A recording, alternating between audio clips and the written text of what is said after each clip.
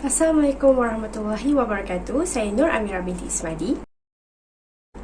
Masyarakat Malaysia atau lebih mesra dengan gelaran keluarga Malaysia merupakan masyarakat yang terdiri daripada pelbagai jenis kaum, agama, warna kulit dan budayanya yang tersendiri. Keluarga Malaysia ditakrifkan sebagai sebuah gagasan yang diilhamkan oleh Perdana Menteri Malaysia yang ke-9 pada tahun 2021. Gagasan ini diperkenalkan khas bagi menyeru rakyat Malaysia agar bersama-sama berganding bahu menggambling tenaga dalam menghadapi situasi pandemik COVID-19 yang melanda negara baru-baru ini. Selain itu, gagasan ini juga menitikberatkan kerjasama antara kaum tanpa mengira perbezaan warna kulit demi mencapai wawasan kemakmuran bersama 2030. Negara Malaysia terdiri daripada pelbagai jenis kaum dan antara majoriti kaum terbesarnya ialah Melayu, Cina dan India. Menurut sejarah, ketiga-tiga kaum ini telah menduduki bumi Malaysia sejak 500 tahun yang dulu.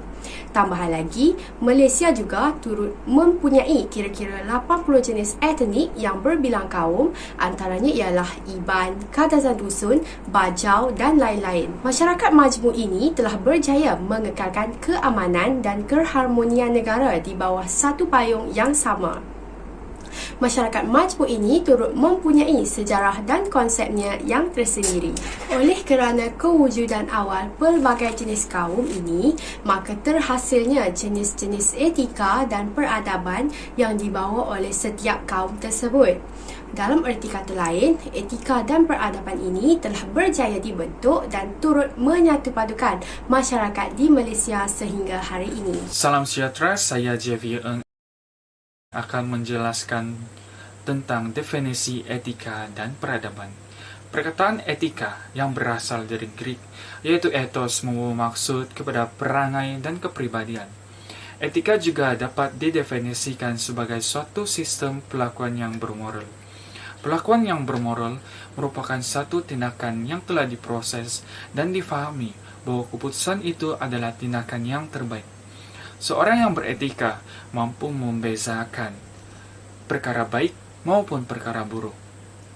Istilah etika dapat dibahagikan kepada dua perkara asas, yaitu perangai individu sama ada baik atau buruk dan peraturan sosial yang mengawal tingkah laku manusia. Asas pertama mampu mencerminkan seorang individu beretika ataupun tidak melalui perwatakan yang ditunjukkan. Sebagai contoh, seorang individu menggunakan bahasa kasar ketika bergaul dengan orang lain. Asas kedua, mampu membentuk individu menjadi seorang yang berkepribadian dengan adanya peraturan sosial yang menjadi garis panduan untuk bertutur dengan sopan. Etika juga dapat diterjemahkan kepada disiplin yang boleh memberi maklumat kepada individu maupun masyarakat berkenaan dengan sistem moral yang diamalkan oleh kelompok manusia tertentu. Seterusnya, peradaban juga dikenali sebagai tamadun yang berasal dari perkataan madana yang membawa arti membuka bandar. Istilah ini juga bermaksud penambahbaikan budaya sosial seperti kehalusan tata susila dan keluhuran budaya masyarakat. Seorang insan yang punya adab dan kesopanan mampu membentuk sebuah tempat yang bertamadun. Walau bagaimanapun, peradaban hanya dapat dicapai dengan adanya kemajuan kehidupan jasmani dan rohani bagi sebuah masyarakat yang mampu membina sebuah tempat yang aman dan harmoni. Tamadun awal dapat dilihat dengan adanya carta organisasi, struktur organisasi yang membina berbagai undang-undang dan kehakiman. Garis panduan ini mampu membentuk sebuah masyarakat yang patuh dan hormati akan undang-undang sekaligus menyumbang kepada penambahbaikan peradaban. Selain itu, tamadun juga dapat didefinisikan sebagai satu kajian etnografi yang menceritakan perkara yang lebih mendalam mengenai budaya, tentang adat, tingkah laku, kepercayaan, dan kebiasaan pelakuan manusia sebagai sebagian dari masyarakat. Hal ini menjelaskan bahwa setiap tempat yang bertamadun mempunyai ciri unik yang harus kita ketahui dan hormati bagi mencapai kesatuan dan keharmonian masyarakat. Assalamualaikum warahmatullahi wabarakatuh. Saya Muhammad Atifullah bin Ahmad Tarmizi. Untuk meneruskan pembentangan, saya akan menyambung mengenai faktor-faktor pembentukan etika dan peradaban dalam masyarakat pelbagai etnik di Malaysia. Terdapat 5 faktor utama iaitu persekitaran geofizikal, sistem sosial, yang ketiga sistem kepercayaan dan agama, yang keempat sistem perundangan negara dan yang terakhir sistem pendidikan. Kedudukan tanah Melayu yang strategik merupakan punca pembentukan etika dalam masyarakat majmuk di negara kita dalam konteks persekitaran geofizikal. Hal ini kerana tanah Melayu pada era Kesultanan Melayu Melaka dahulunya telah diiktiraf sebagai pusat pertembungan peradaban dan jaringan pertemuan antara pedagang. Kedatangan pedagang dari Timur Tengah, India dan China bukan sekadar berdagang, malah mereka juga turut menyampaikan dakwah-dakwah serta menyebarkan budaya dan etika yang baik kepada masyarakat tanah Melayu. Selain itu, kemasukan imigran dari India dan China telah mewujudkan variasi dan kepelbagaian dalam budaya, adat dan bangsa. Hal ini kerana aktiviti ekonomi tidak lagi seperti era penjajahan yang membolehkan mereka melakukan penghijrahan ke bandar-bandar utama bagi melibatkan diri dalam aktiviti ekonomi tanpa mengira latar belakang kaum, budaya dan agama. Hal ini menyebabkan wujudnya nilai etika dalam masyarakat berbilang kaum seperti bertolak ansur dan menghormati budaya kaum lain. Seterusnya ialah sistem sosial yang meliputi rukun negara, dasar kebudayaan negara, kebangsaan dan bahasa serumpun. Rukun negara merupakan komponen yang penting dalam pembentukan etika dan peradaban dalam masyarakat berbilang kaum di negara kita ini. Hal ini kerana objektif utama pembentukan rukun negara adalah untuk menyemarakkan semangat patriotisme dalam diri dan untuk membentuk kepribadian yang mulia sebagai satu bangsa Malaysia yang bersatu padu. Selain itu, dasar kebudayaan kebangsaan juga bertujuan untuk membentuk identiti kebudayaan masyarakat Malaysia yang berbilang bangsa terutamanya setelah mencapai kemerdekaan. Dasar kebudayaan kebangsaan mempunyai 3 unsur penting iaitu berteraskan kebudayaan rakyat asas rantau termasuk negara-negara Asia Tenggara, unsur kebudayaan yang wajar dan sesuai malah boleh diterima kebudayaan sebagai suatu yang dinamik, dan yang terakhir ialah Islam sebagai unsur penting dalam pembentukan kebudayaan kebangsaan. Akhir sekali, bahasa serumpun. Sudah kita ketahui bahawa bahasa Melayu merupakan bahasa kebangsaan di negara kita. Bahasa Melayu juga menjadi bahasa utama dalam komunikasi antara masyarakat yang berbilang kaum di Malaysia. Hal ini sedikit sebanyak akan menambahkan semangat perpaduan antara kaum serta menyemai nilai murni dan etika yang baik dalam kalangan masyarakat di Malaysia. Faktor yang ketiga ialah sistem kepercayaan dan agama. Setiap agama semestinya melarang penganutnya mengamalkan etika yang buruk dan mewajibkan penganutnya menerapkan etika yang baik dalam diri masing-masing. Akhlak dan etika akan memberikan gambaran kepada manusia tentang sesuatu yang baik dan buruk seseorang itu. Dalam sebuah hadis, Rasulullah SAW bersabda, artinya, sesungguhnya perkara yang lebih berat di timbangan amalan seorang mukmin adalah akhlak yang baik, dan Allah tidak menyukai orang yang berbicara keji dan kotor. Hadis riwayat At-Tirmizi. Selain itu, dalam agama Islam juga telah menerapkan pelbagai etika yang baik, contohnya etika ketika makan dan minum, etika ketika bekerja, etika melayan tetamu dan sebagainya. Bagi masyarakat Cina pula, mempercayai dengan mementingkan aspek kepercayaan yang boleh memberikan kemakmuran, kebahagiaan, kekayaan dan kesejahteraan. Kebanyakan daripada mereka cenderung kepada konsep kebaikan dari segi moral dan akhlak manusia. Selain itu, sistem keluarga bersama atau joint family turut diamalkan oleh masyarakat India. Konsep keluarga bersama adalah amat penting bagi masyarakat India kerana ia akan membentuk kepribadian, jati diri dan etika yang baik dalam diri masyarakat, selaras dengan lunas-lunas yang diajar dalam agama mereka. Seterusnya ialah sistem perundangan negara. Dalam membentuk peradaban yang baik, perlulah ada kehidupan masyarakat yang tersusun dan teratur. Sistem ini perlulah mempunyai hala tuju yang jelas dan tegas. Pelaksanaan undang-undang ini adalah bertujuan untuk mencapai keadilan, keharmonian serta mendidik masyarakat yang berbilang kaum untuk menjadi lebih beretika. Tambahan pula, kehadiran konsep kedaulatan undang-undang menyebabkan masyarakat di negara ini adalah sama taraf di sisi undang-undang tanpa mengira latar belakang sekalipun. Hal ini akan melahirkan masyarakat yang berdisiplin dan patuh akan undang-undang yang telah ditetapkan. Sekiranya individu melanggar undang-undang, pihak kerajaan wajar mengenakan saman atau denda sebagai pengajaran dan melahirkan rasa takut kepada individu tersebut untuk melanggar undang-undang pada masa yang akan datang. Oleh itu, masyarakat perlulah memainkan peranan dalam menghayati, memahami dan seterusnya patuh akan perlembagaan dan undang-undang yang telah ditetapkan supaya dapat melahirkan kehidupan yang lebih sejahtera. Akhir sekali ialah sistem pendidikan. Penerapan nilai murni perlu disemai bagi meningkatkan akhlak dan etika yang mulia kepada golongan pelajar. Hal ini kerana telah dinyatakan bahawa para pelajar merupakan aset penting kepada negara kerana ia merupakan bakal pemimpin masa hadapan. Sistem pendidikan yang menekankan konsep perpaduan dan kesatuan dalam kalangan pelajar yang berbilang kaum amat digalakkan, tidak kira di sekolah jenis kebangsaan Cina, sekolah jenis kebangsaan Tamil maupun di sekolah kebangsaan. Tambahan pula, sistem pendidikan negara turut menerapkan nilai murni yang baik di peringkat sekolah terutamanya dalam pengenalan subjek sivik dan kewarganegaraan. Hal ini penting untuk mengekalkan keharmonian rakyat dan keamanan negara. Dalam konteks rakyat negara kita yang terdiri daripada berbilang kaum, amatlah penting dan harus dipupuk sejak dari bangku sekolah lagi, selaras dengan pepatah melentur buluh biarlah dari rebungnya. Usaha-usaha ini perlulah dijadikan keutamaan bagi setiap sekolah di negara kita bagi memupuk nilai perpaduan antara kaum dan etika yang baik sejak dari peringkat awal lagi. Assalamualaikum, nama saya Muhammad Husni Mulhim bin Muhammad Mulkan.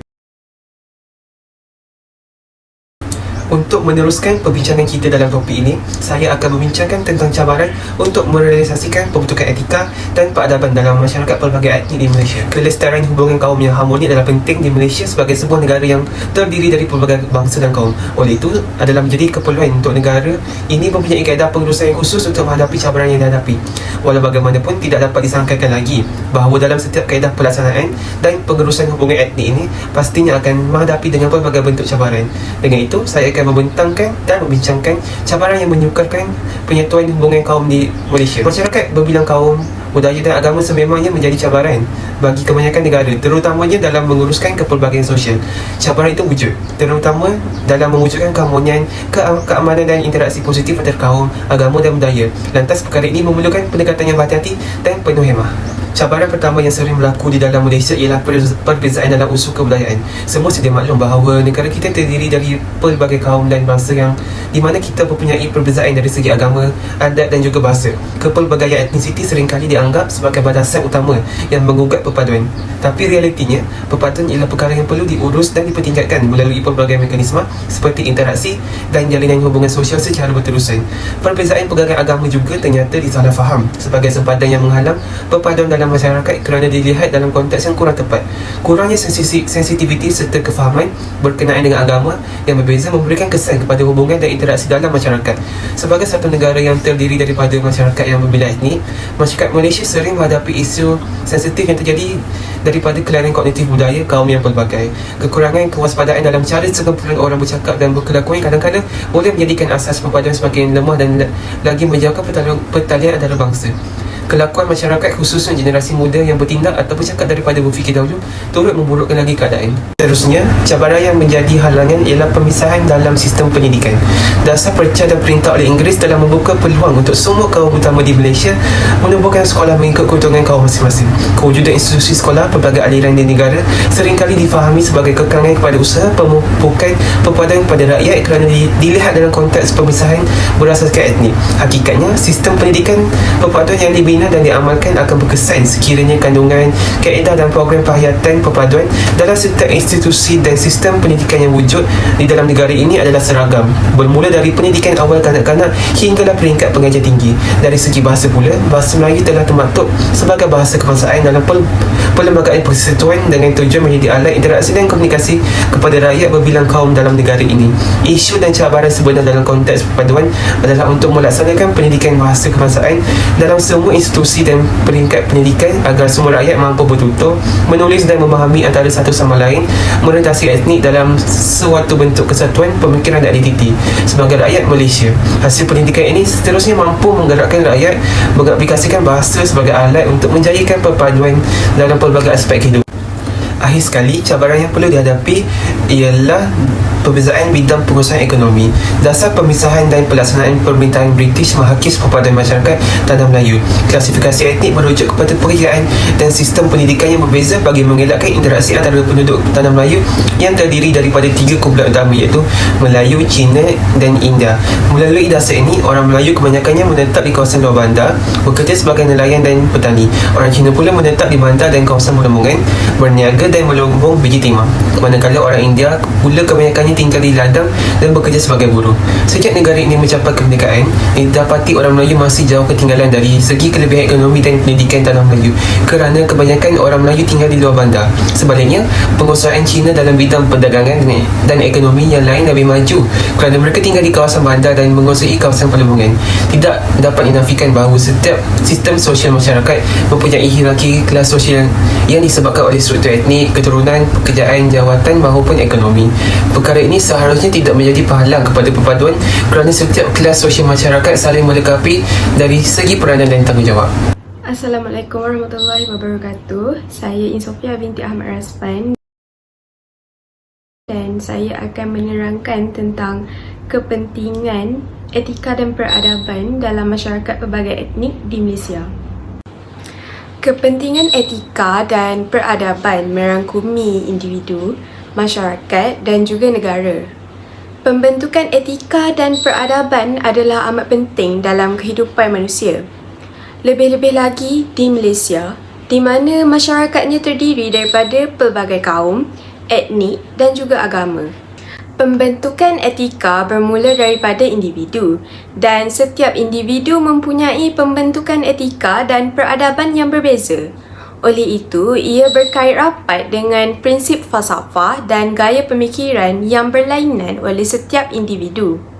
Berdasarkan prinsip falsafah dan gaya pemikiran masing-masing, pembentukan etika individu akan menjadi lebih kukuh dan boleh melahirkan individu yang stabil dari segi fizikal, rohani serta mental. Mereka juga akan berfikiran lebih rasional dan sentiasa menjaga perilaku agar tidak berkelakuan melanggar norma sosial. Di samping itu, tingkah laku yang terpuji seperti tata susila, sopan santun serta bertimbang rasa sekaligus membolehkan individu tersebut berfungsi dalam pergaulan sosial masyarakat. Selain itu, etika dan peradaban individu juga mempengaruhi pembentukan masyarakat. Etika dan peradaban dalam sesebuah masyarakat bermaksud tindak tanduk yang dilakukan adalah berdasarkan penilaian terhadap kemanfaatannya terhadap kepentingan sejagat. Sifat-sifat baik seperti kejujuran, berhemah tinggi serta adil harus diamalkan dalam hidup bermasyarakat agar dapat membina masyarakat yang harmoni penuh dengan etika dan peradaban. Tambahan lagi, di Malaysia, di mana masyarakatnya berbilang kaum dan agama, ditekankan lagi untuk menghayati nilai-nilai murni dalam bermasyarakat agar dapat menjadikan negara lebih harmoni dan aman damai. Pembentukan masyarakat majmuk yang beretika dapat membentuk perpaduan, lantas dapat mengelakkan penindasan terhadap satu sama lain. Oleh yang demikian, kelompok masyarakat amatlah diseru untuk memahami kepentingan etika dan peradaban demi mencapai keharmonian sosial dan juga negara. Akhir sekali, pembentukan masyarakat yang beretika dan mempunyai peradaban tinggi akan mempengaruhi pembangunan negara dari pelbagai sudut seperti ekonomi, sosial, politik serta teknologi. Etika warga negara menjadi kayu ukur kepada kemajuan sesebuah negara. Tingkah laku dan mentaliti positif rakyat dalam mencari ilmu untuk menyumbang kepada negara membolehkan pembangunan negara yang harmoni, maju dan progresif.